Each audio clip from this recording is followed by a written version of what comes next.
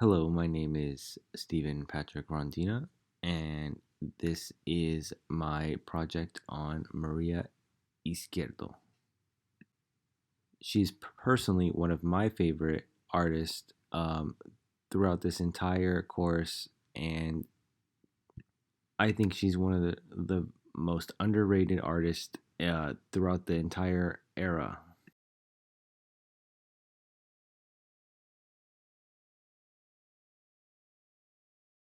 Maria Izquierdo was born on October 30th in the year 1902 in San Juan de los Lagos, Jalisco, Mexico.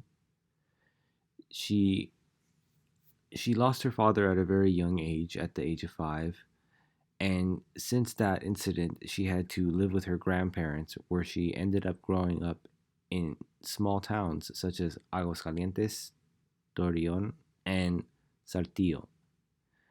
Maria Izquierdo grew up very traditional. She grew up as many traditional Catholic families in Mexico did, and she was very involved within her Catholic traditions. She was even had an arranged marriage at the age of 14, where she married a army officer. And as many traditional women, she had children, and she had three children actually, by the age of 17.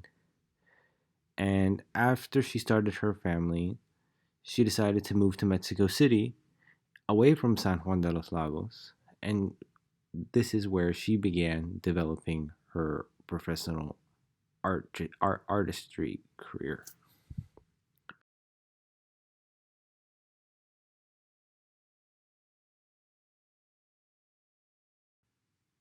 Maria Izquierdo was a self-taught surrealist artist, and she basically only did oil paints and watercolors, but she was very known to always use bright, bold colors within her artwork.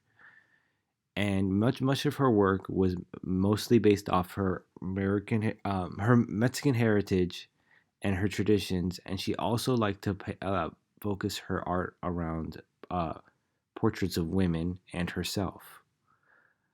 Um, Maria Izquierdo was known to be very passionate for her art, and with this, she left her husband in order to pursue her career at a deeper level, because Maria Izquierdo was one of the very few women within this field at this time, and she actually became one of the first Mexican woman to have her art put in the United States.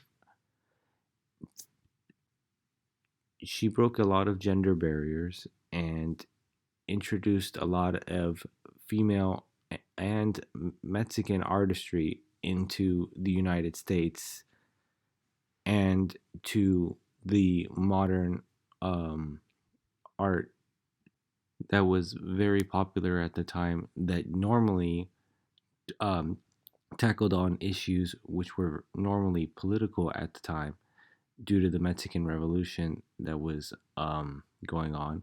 But Maria focused more on emotional and Mexican heritage approach to her artwork.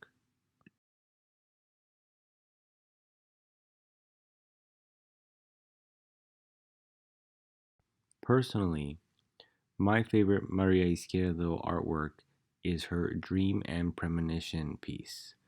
It is my favorite piece because Maria Izquierdo was constantly fighting for recognition and respect within the art community, and she wanted recognition and respected from the main artists at the time, such as Siqueiros and Diego Rivera, and they were very critical of her and her artwork. And eventually, Maria Izquierdo got fed up and she started to criticize them back and went against them. This ended up leading her to receive backlash and actually ha- um, lose support and left isolated on this issue. And eventually, this led to Maria going down a downward spiral of events to her personal self and also her career. Um, After facing backlash for criticizing Rivera and Intiqueros, she began to have nightmares.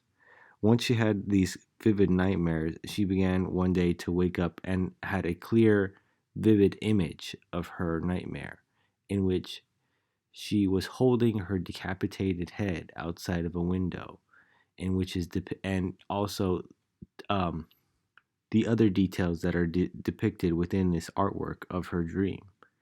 This this artwork and nightmare and uh, representation uh, symbolizes her trauma and her isolated emotions that she felt due to the backlash she was dealing with in her personal life. And actually, this artwork, this piece itself, is one of her last works that she made before she became paralyzed after she had an embolism.